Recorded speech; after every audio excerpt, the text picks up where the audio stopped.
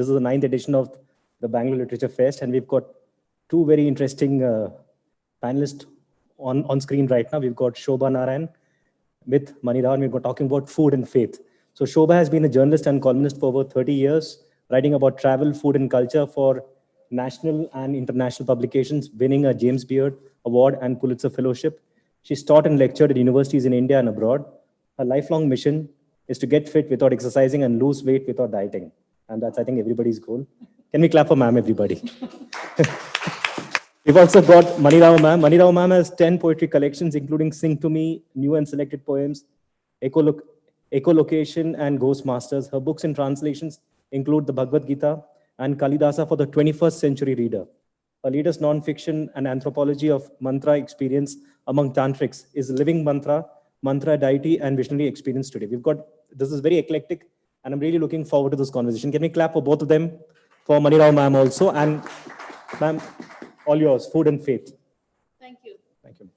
Shoba, I'm really delighted to be here again with you. In fact, the last time we were talking about my book when we were at BIC, and this time, so happy to see this.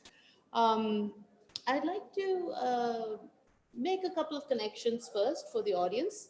I find that your writing is very versatile because you're drawing from all your areas of expertise in culture. I've also had the pleasure of being with you on Sanskrit podcast, where we talked about Kalidasa.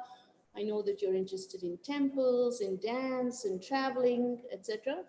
And now you seem to have, even though you did the Monsoon Diaries before, which also has recipes, but this seems to integrate so many different of your interests together.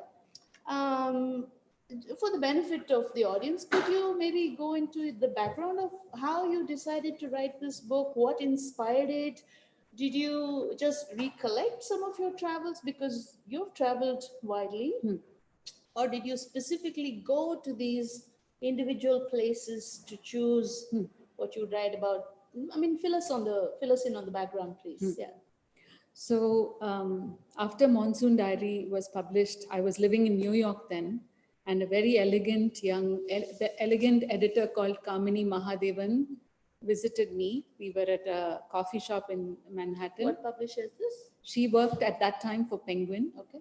And Kamini took me out for a coffee and said, I have read Monsoon Diary. Why don't you write a book called Sacred Food? And it would be about prasadams, and you would visit temples and write about it. And we both got really excited and made up a list. And then life happened. I moved to Singapore and then to India. Kamini moved around too, and this was forgotten. And as it turned out— How many years back is this? This was 2003. So a long time ago. Long time ago, 17 years ago. So I never forgot it. And after I moved to India, we both discovered that the Sacred Food is already, as a book exists, the title exists. So then I was working for Mint, and I pitched my editor there, Sukumar, at that time. And I said, why don't I do this? I go to various temples, but I wanted to expand it beyond Hindu temples. And at the same time, not be gratuitous and choose temples where there's no connection with food. And so Sukumar agreed at Mint, and so I started writing. That's how it started. And then this book began with the Mint and then grew a little bit more. So for this particular book, I did more research than would be allowed even in long form journalism. So 17 years after the first encounter in Manhattan is when they say things take their own shape. And so Food and Faith is a title I came up with because the connection between food and faith, regardless of whether you're Parsi or Christian or Jain or Hindu or Muslim, is both intimate and powerful. It's a riveting title. I mean, the very concept is has got so much of scope. Yeah. Did you take the germ of articles from what you were writing for the Mint and then expanded on them and reconceptualized it? Yes, added some chapters? Yes. Before we go into all the various aspects of your book, could you tell us a little bit about sort of like the lay of the land, what you restricted yourself to India? Yes, I restricted myself to India. And so these are destinations like, what's your north, south, west, east? Just give us a topography. Yeah. So sadly for me, because I'm a bird watcher and I love the Northeast, I couldn't go to the Northeast. I wanted to go to Kamakya, but I couldn't go. And happily, what's the food in Kamakya? There isn't. Okay. So there was no obvious choice. It was more the garment that was the. Exactly. But happily for me, the first review of this came out in Morung Times, which is a Nagaland-based newspaper. So so the Northeast is a very obvious exception, or they didn't make it. But mind you, I'm sure somebody is going to respond to this and say, hey, you don't know about the food in the Northeast. Correct. So you're going to have to write a sequel to it, yes. Okay, but continue. And Mani, knowing your background, Tirupati Laddu didn't make it. And we can talk about that. Okay. I wanted to do East, West, North, and South. But after that, it really became an exercise in being called. So the Latin root of the word vocation is vocal and calling. And I think the same thing applied to this book, where I went to Madurai to write about Madurai Meenakshi temple and say, is there any prasadam that I can write about? But instead of writing about Madurai Meenakshi, I went to Aragar Kovil, which is about an hour outside Madurai, and wrote about this fabulous dosai, which is a savory prasadam, unlike the sweet prasadams that are found everywhere. So Aragar is the name of the Aragar town? means literally the handsome Lord. Okay. And he is the Vishnu. And it's outside Madurai, it's another town? It's another, it's so I thought, what a sort of, this Lord has bravado and no modesty, calling himself Aragar. But it turns out the Lord's name comes from that Malay, which is called Aragar Malay. Okay. So this is the kind of things that the questions I ask in the book is I treat the characters who happen to be gods with a little bit of irreverence. And I ask these questions and I'm like, oh, the handsome Lord of the universe. And I use a little bit of irony. I ask questions that are uncomfortable both to me and the devout. Without trying not to cross the line. Yeah, no, that actually we have to talk a little bit more in detail. So you went to Madurai, you went to... So I went to Madurai, where Parani Panchamritam, at least in South India, is huge. And I got 100 orders before I even got on the train. And the Parani Panchamritam was a bit of an anticlimax, because in the early days, apparently they would stamp on it. They would get this Malavarappuram, which is local to that hill. And then it was 5 ingredients, Panchamritam. Yeah. So it would be cane sugar, locally grown, Kalkand, which is I don't know the English word for it. It is rock candy. Yeah. And then there's bananas. There is tain or honey, ghee, of course. In everything. So Shoba, I'm going to go deeper into the food in a minute. Okay. Just for the sake of the audience, I just want to go through like TOC first, like table of contents. You know, that's why I was saying you went to Madurai, you went to, I'm just looking at you. You went to Udupi, Kashi, Ajmer, Parani, Mumbai, Madurai, Jaipur, Goa for Christmas. Okay. Thiruvananthapuram, Amritsar, Puri, and the Kumbh Mela, which of course changes, or it's always Allahabad. I went to Haridwar, but as you know, it changes. Okay. Kerala, Patan, Lalitapura, Mathura. Okay. So that's a lot of different places, right? Yeah. And you ventured out from Bangalore. All from Bangalore. You went to a place, came back. Yeah. And you went to another place, came back. Yeah. Wrote memoir style. Yeah. Took so photographs. The genre is like a memoir, you travel, memoir, plus research, etc. Correct. Okay. Yes, exactly that. Okay. So it's a memoir about faith and food. It's a questioning, skeptical Hindu who writes about faith and the transformation that happens through the narrative about whether it's for me. Is Hinduism for me? Very interesting way of describing. And to complicate that a bit, I remember you called yourself a skeptical seeker. Yes. And I was like, how can there's kind of like a contradiction, sort of a skeptical seeker. Yeah. I'm glad you didn't say skeptical believer, because then I would have really been like, what is this?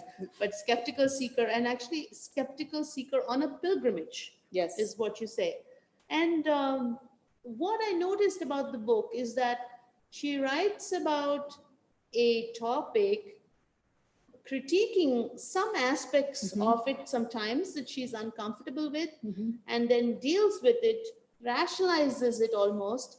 It almost felt for me like a conversation or a back and forth argument between tradition and modernity sometimes, or like a reconciling to some of the problems. Like, for example, in Udupi, you've talked about your discomfort about how the first floor feeds Brahmins, right? And you had a problem going up there. We're all supposed to be equal in the eyes of God. Yeah, Why so is this? how did you reconcile these problems? And maybe could you tell us a little bit about your conflict at the core of this whole discussion? How did you resolve it? Yeah. What is your position in the matter? Yeah. Thank you. So I think there's a quote that I love from Carl Jung. I'm a psychology student, which, if your feet are barefoot on the ground, how can you forget the earth? So so I'll leave you with that thought. The other thought is, there's a book by a Romanian scholar called Mircea Eliade, who is in your realm, Mani, and he wrote a book called The Sacred and the Profane. Now, I've been to Egypt, I've been to Greece, I've been to China. These are all ancient civilizations, but nowhere do you find Osiris walking on the streets. Nowhere is the Nile venerated like the Ganga is venerated. Egyptians had a magnificent imagination. They built the pyramids. They had a connection between ancestors, the spirit gods. They had female goddesses. They had everything that we had in India, Hinduism had in India, but they've given that up. So now you go to Egypt, it seems like a shell of a civilization. Same thing with Greece. Greek myths are the foundational myths of Western philosophy and culture. But I have not been to Greece, but there you don't see Athena or Zeus walking the streets. See, that whole civilization turned with Plato and Socrates and Correct. so on. But also when Eliade talks about the sacred and the profane, that kind of distinction we don't really see in India. Correct. That's what I was Right? coming to say. So what fascinated me about it, the way I could wrap my head around this project, was to say, India is special because here still you have gods on the streets. Here you still have people who are communing with their faith in a way with reverence, with belief, and they are getting something out of it in a way that you don't see, certainly not in China, which is as magnificent a civilization as the Indus Valley. So regardless of what you feel about the hypocrisy of any religion, I think faith gives you transcendence. And I think in order to experience the transcendence that today's Californians are accessing through legal cannabis, you see that in India. In Bangalore, in Shivaji Nagar, I attended a ritual to the goddess Angala Parameshwari, where a man dresses as a woman and says the goddess comes into him. He carries a kodam. They walk through Shivaji Nagar, collect from every merchant, Hindu, Christian, Muslim. In the end, there is a fire walking ceremony, and then he eats handfuls of meat. Now, they are all in a state of transcendence. And I think what I discovered through all of this, whether it is the Qawwali in Ajmer, whether it is the millions of people who don't see the dirt in the Ganga and dip themselves into it, it is an extraordinary act of imagination and belief. Now, is this the person talking after writing the book or the person talking before writing the book? Because because this doesn't match with the skeptical seeker at all. Yeah. It sounds like you've just been won over by this. And I remember when I was reading some of the chapters, and part of my amazement was how you had the questioning from your rational mind. At the same time, you were very obedient to the norms because you talk about how your mother tells you to do this and you do that, etc. You were following the convention. Mm-hmm. At the same time, you have a questioning, Mm-hmm. but also actually perhaps just open-hearted, you know? And you talk about that in the Kashi chapter about how you think it opened your heart. It seems like this whole journey of research seems to have actually affected you personally. Mhm. And now you're perhaps not a skeptical seeker anymore, do you think? I wish I could attain the bhavana or the imagination that the faithful have. But I certainly see the value of puja. So in Haridwar, there is a Swamiji who has a big ashram, the biggest in Haridwar.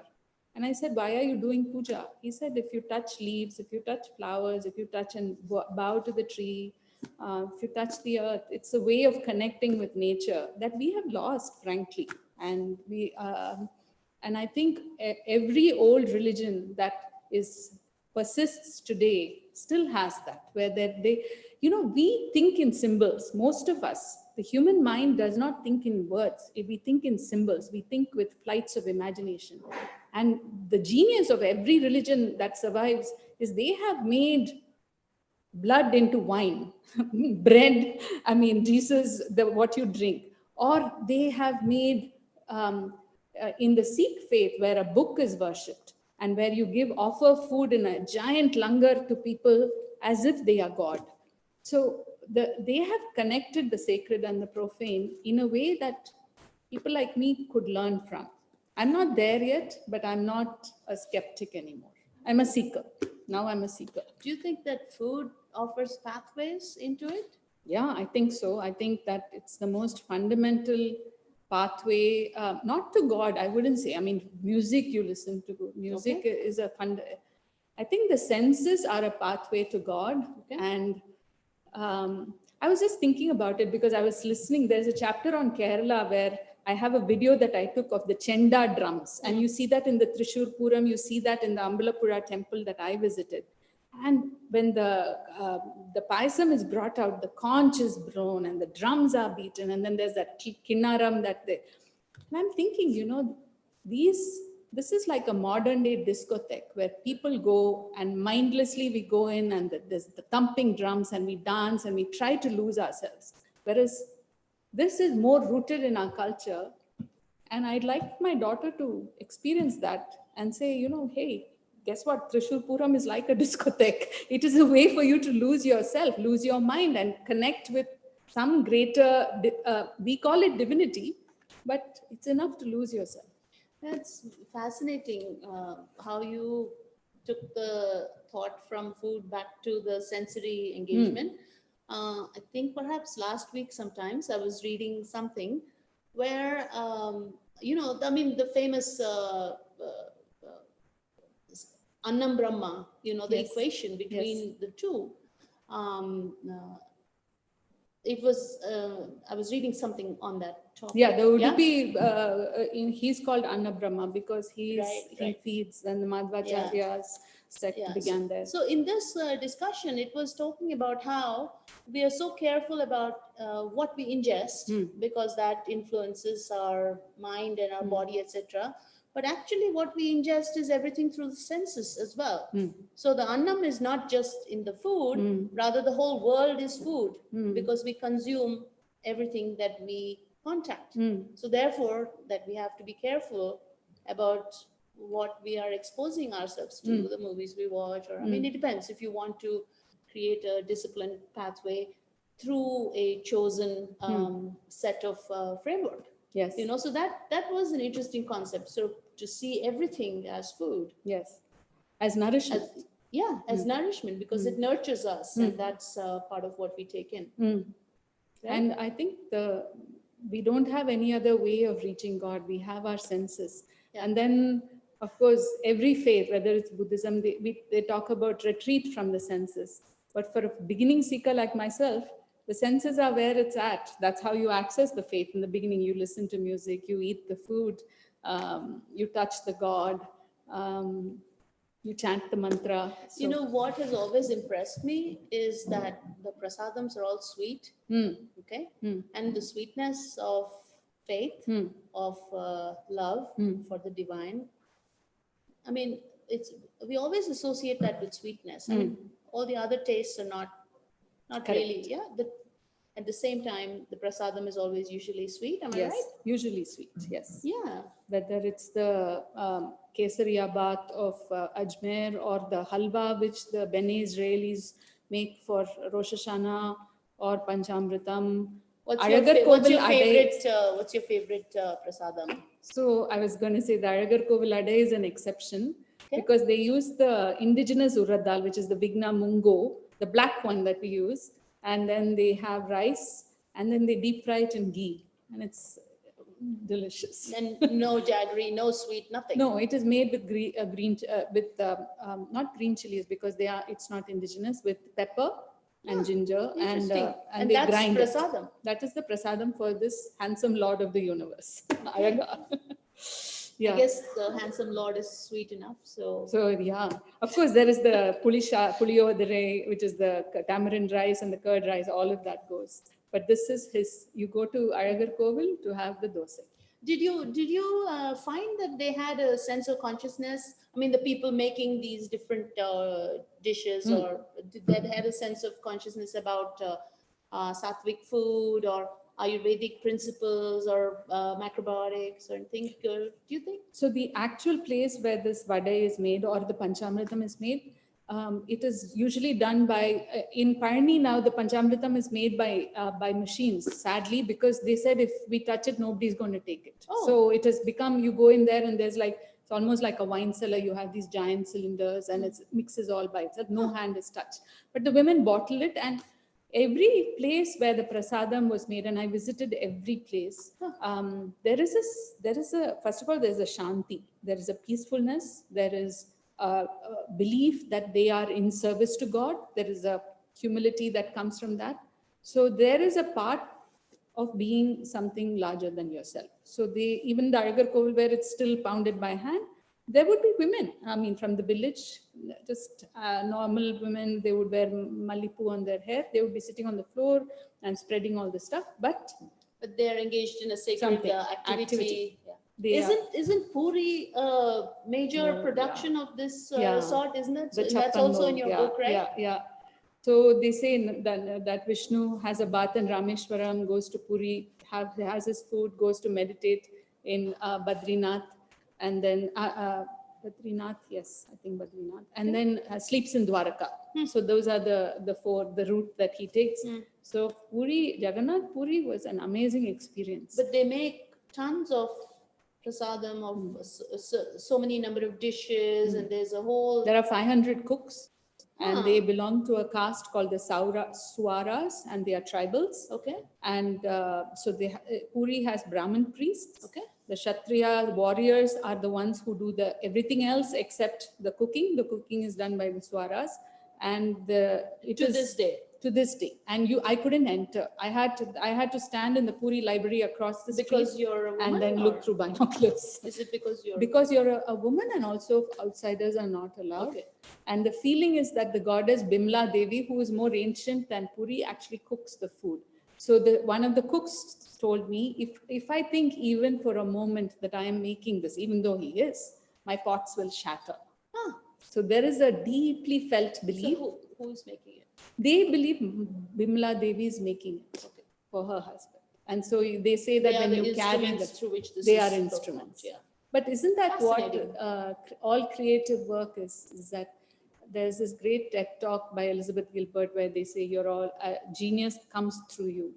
In this case, they all believe divinity comes through them, that they are vessels. And it's offered first to the divine, yes, and then they eat the remnants. Correct.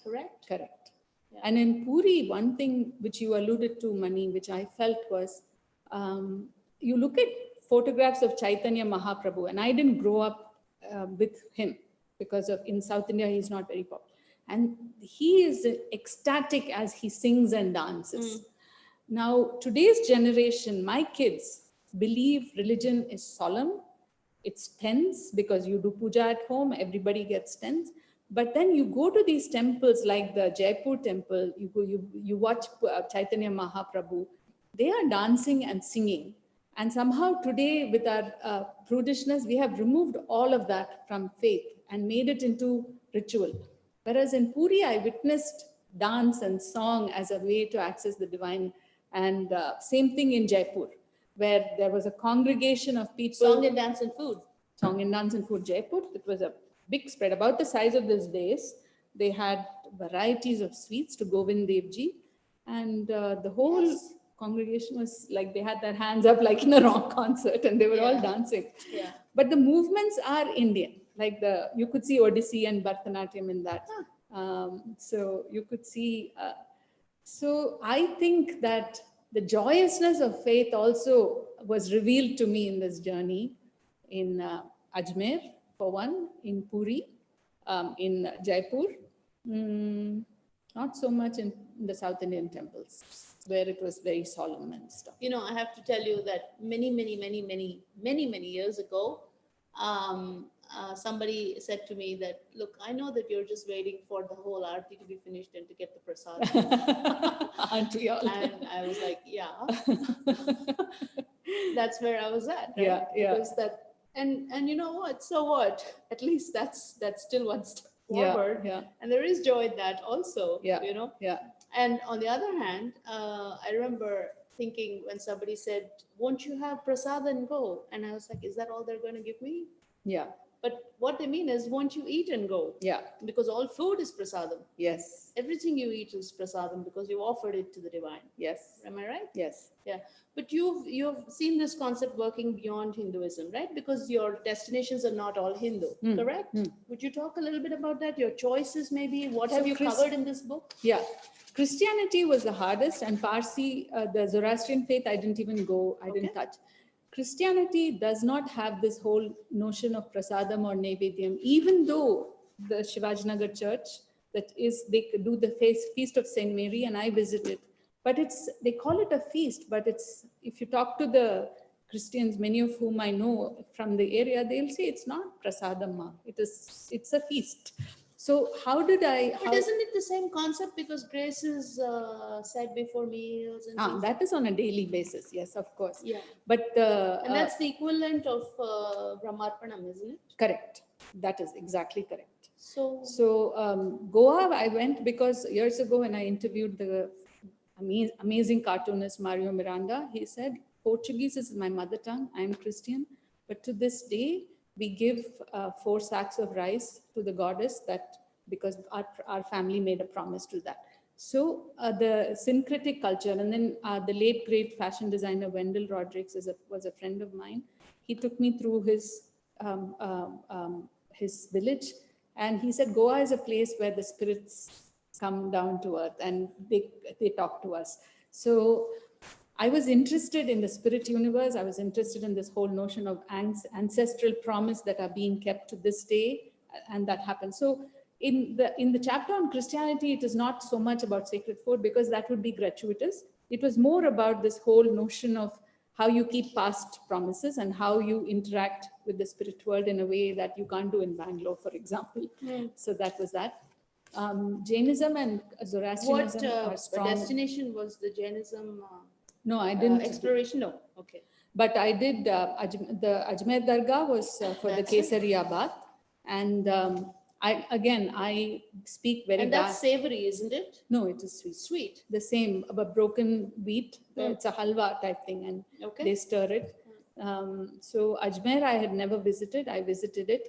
And what I remember about the Dargah is the scent of the desi gulab everywhere, because the faithful take that in little platters, and it is so beautiful. I mean, and again, every place of worship, just like everywhere else, there's a hush. Your heart rate goes down, and then everybody's quiet, and then you go in. And again, I begin the Parani chapter by saying Carnegie Hall has no competition with a Hindu temple, but that's the same whether it is the Harmandir Sahib in Amritsar or the Ajmer.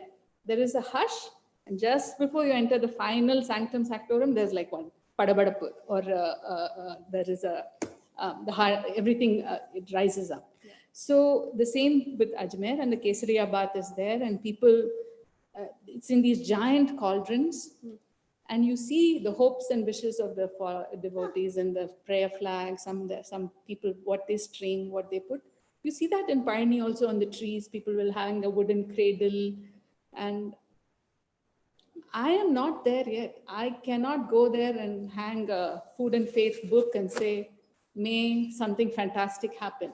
In order to do that, you have to have a level of, I don't think I have hubris, but you have to have a subjugation of the ego that I saw everywhere. And the rational mind has to stop asking questions. The rational mind has to stop seeing the hypocrisies and just submit. But you sure seem on the way, Shoba. I'm on the way. I have to say that when I was going through your book, first, as a person who was going to be in conversation with you, I started looking, okay, let's see which are the chapters that are Hindu and which are the chapters that are not, and how syncretic is it, how much multi-faith is it. And then as I read parts of it, I found that actually you're interested in the inner vision, you're interested in inner truth. It's not really so much about doctrine and about any particular name. It's something deeper that seems to attract you. Am I right? Yes, yeah. yes. Yeah. So the Dalai Lama interviewed, or in the Bene Israel chapter where I write about the Jews of Mumbai, there's a section where the Jews come from America to meet the Dalai Lama, and they talk about the exoteric aspect of the religion and the esoteric aspect. And every old faith, so Islam has Sufism, Judaism has a Kabbalah, Hinduism has Tantra. I don't know the word, the thing for Christianity, but that has been written about. Gnosticism. Yes. So the Dalai Lama, they came to ask the Dalai Lama, the Jews, how can we marry the exoteric, the outer and the inner? Instead, the Dalai Lama asked them, how have you managed to preserve Judaism even though you've been wandering the earth for 2,000 years? And it was very poignant because he was exiled from Tibet and in Dharamshala at that time. So that chapter is more about identity, faith as identity. And that's a very troubling concept, as you know, in India today. Do you choose your faith or do you choose your nation? What is your identity? And you choose your food. Yes, I chose the food. Yeah. Do you think you could read a couple of excerpts for us? Sure, Maybe with something pleasure. that has given you particular delight. With pleasure. So you had told me, and I have taken one very detailed as in it's about the food. And then the other one is about the takeaway. When I began this journey, it seemed like a fairly straightforward exercise. Travel to temples, eat good food, make peace with your faith, repeat. What I hadn't bargained for was how my faith would touch me, the questions it would raise and answer. Hinduism, much like every other old faith, is a vast, magnificent religion, deep, mysterious, compassionate, and complex. These pilgrimages reintroduced me to my faith and offered me beneficial practices. Religion is an inheritance and a choice, I think, for all of us today. I was born a Hindu and I like the religion enough not to choose another. But being a proud Hindu is something I wriggle away from. In Goa, a Hindu member of parliament told me that he was a Hindu within the confines of his home, but outside he was an Indian first and a Hindu last. That sounds about right to me. When I traveled across India, I discovered the power of faith, but also its prejudices. Religion is one measure of identity, but it cannot be the only one, particularly in a land where several of the world's major religions thrive. No matter what our faith, we need to reach beyond religious divides and embrace our common humanity. To me, that is the hope and pleasure of living in a pluralistic society like India. So that's where I am. And the specificity is I took it out of Jagannath Puri. You cannot enter the kitchens of the Jagannath Puri temple, but you can see a miniature version of this in the Ananta Vasudev temple in Bhubaneswar. This jewel of a temple sits near a beautiful tank, and inside several small kitchens prepare food every day using local humble ingredients. Local rice, tur dal, yellow pumpkin, brinjal, yam, and other indigenous vegetables cooked over wood fire served in the eating section. It's easy to be flippant or cynical about temple food. The same list of dishes cooked in the same way over centuries, feeding masses of people via the Lord. What other virtue does a prasadam have? An important one has to do with the preservation of indigenous seed varieties. At the Jagannath temple, for example, the offering is made with green paddy. For for green paddy to be available through the year, specific seed varieties have to ripen at different times that must be grown around the temple. At the very least, this promotes biodiversity. India used to have 1 lakh varieties of rice. Today, most of us eat Sona Masuri or Basmati. Temple kitchens specifically choose local and indigenous variety of rice such as matta, nyavara, red rice, parba oil rice. Today, local and seasonal dining is the buzzword, particularly with restaurants like Noma in Copenhagen, and which make a virtue of foraging. But you know what? Our society used to do that. On Amavasya or New Moon Day, elderly South Indians only eat indigenous vegetables, and then they fast on Ekadashi and break their fast with a very particular kirai called Agati kirai, which is supposed to detoxify you. So then I go on that my mother told me there was one amla fruit called Vidyaramba Nellikai, which comes in a particular time, which is Vijayadashmi. And it came during the season where there were a lot of fog and mist and rain, and it kept away the sniffles. In India, mangoes come in the hot season. And if you look at Ayurveda, they say mangoes are hot food. And I asked my dad, why is hot food coming in the hot season? Shouldn't mango's intrinsic quality be cool? He says, Ushnena Ushnam Shanti, which means you eat hot food, you sweat, and then it calms you down. So this type of details, the choice of vegetables. So Jagannath Puri, you go to food, this Chappan Bhog, there are so many varieties. It is food for the soul. It is not, broil, Taj West End or whatever. But the weird part is you go into restaurant kitchens, and at least in Manhattan, when I used to write about food, the cooks would be swearing at each other, and it was anything except peace. Whereas you go into temple kitchens and it is peaceful. So then you have to ask yourself, does the temperament of the cook translate to the food? And the sacred food certainly does, because I think it affects not your taste buds, but your soul. That's what I found out. Okay. Very optimistic, and hopefully it's actually not optimistic, but realistic. Thank you for that. Any questions, anybody?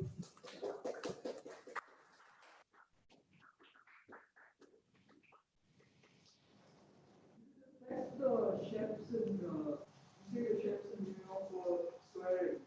Did it affect their food eating? So I wrote about Daniel Bolud, who runs some of the top restaurants there, and he allowed me. The restaurant was full and the patrons love it.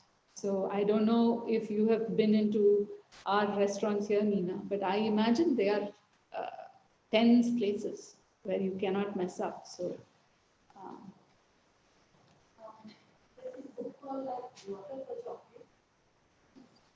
Isn't that a film also? Yeah, I am saying film. But there is the whole thing about cook with love or whatever. The person eating it is feeling that. Yes. Cook it like that. Yes. Yeah, it sounds to me like if you're going to be cooking for the divine, you would be cooking with love, right? Yes. But so I mentioned this in the Puri chapter also. They all cook they really truly believe they're cooking for the Lord. But you go out in any temple, any Hindu temple, there are touts, and they will push the food on you. They will take you aside. So then I'm thinking, you guys are vehicles of God. Shouldn't you be literally holier than thou? Shouldn't you literally have higher motives instead of saying, Amma, come with me, give me 500 rupees, I will take you aside, give you VIP treatment and stuff. And the way I made peace with that is that we are not gods. We may be priests, but we are not gods alone. But there is an aspiration of what the ideal picture is, right? Yeah. Yeah. Yeah. Any other? If not, shall we close? I mean, Yeah. we're okay on time. Yeah.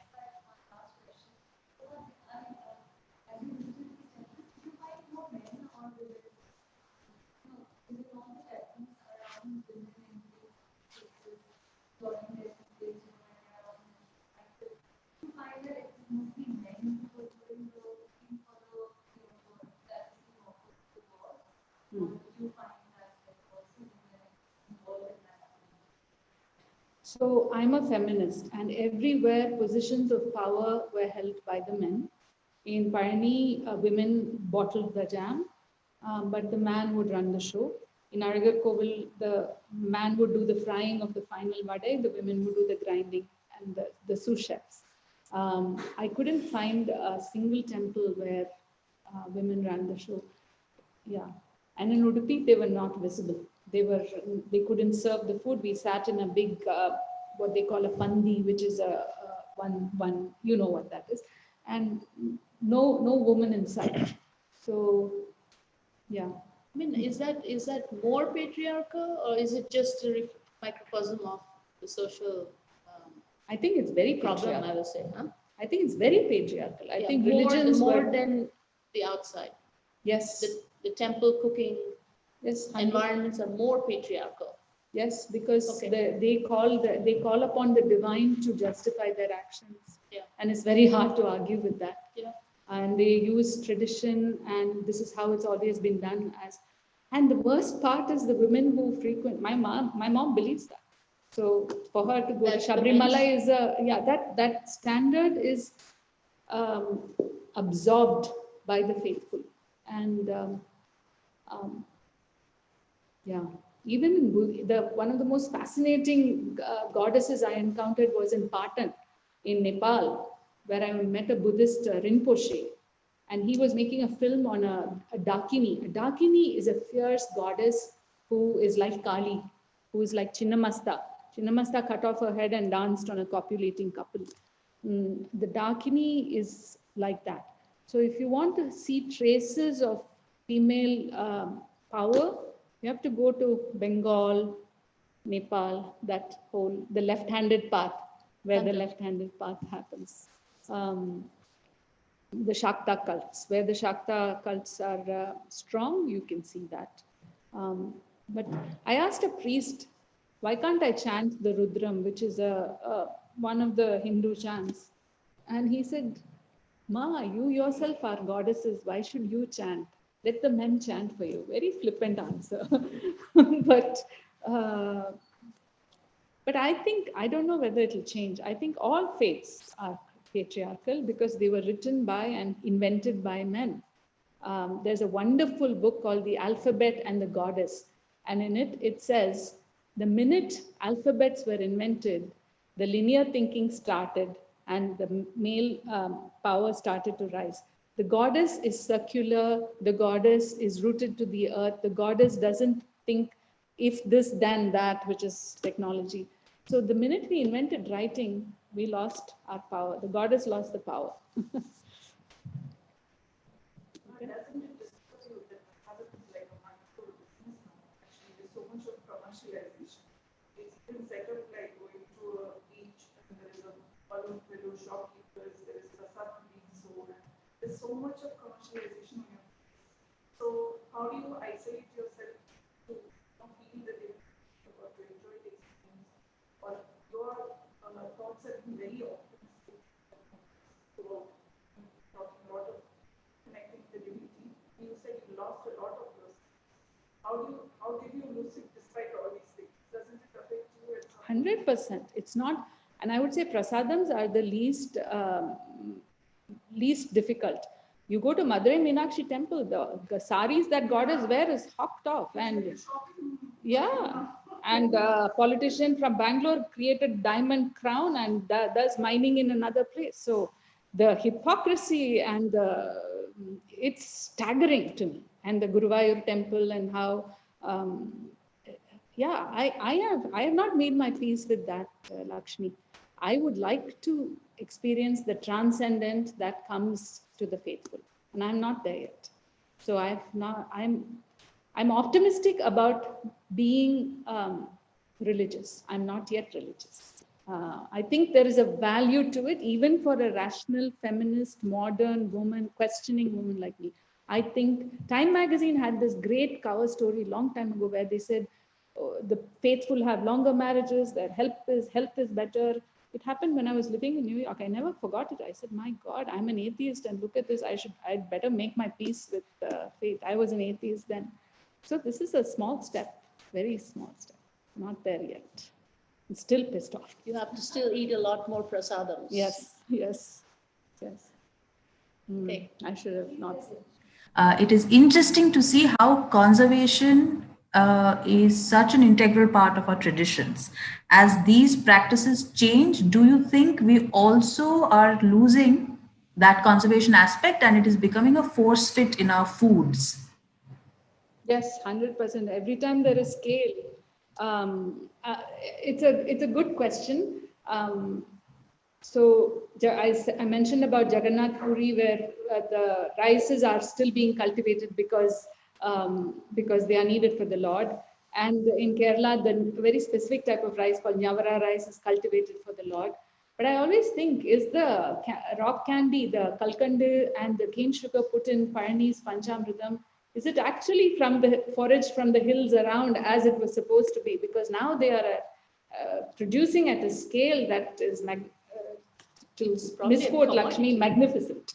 Yeah, so I think that it's biodiversity is there, but industrialization is also there. So if temples are smart, they should learn to walk that path. But I don't know that they do. All of them do. But there seems to me it sort of begins with this very wonderful spirit. Then there is the whole machinery and let's call it commerce. But again, it comes back into your hand and it's all very sacred. Yes. That's what's so bizarre. I mean, that Tirupati Laddu, which goes through all those machinations and price tags and people bring back so many whatever, everyone wants a little piece of it, a small piece of it, and then they feel very blessed to have that small piece. So that's again a interesting metamorphosis. No, but Mani, I am an optimist. You know, the temples are also preservers of culture that we are, Yakshagana, Kathakali, Ottam Tullal are all preserved in temples. So, yes, there is scale. Yes, there is commercialization.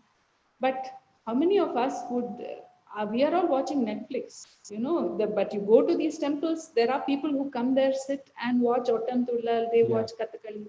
So I think it is difficult to dismiss. You have to be cognizant of what you see and the commercialization and the hypocrisy. But they really are keepers of faith. They are really keepers of culture.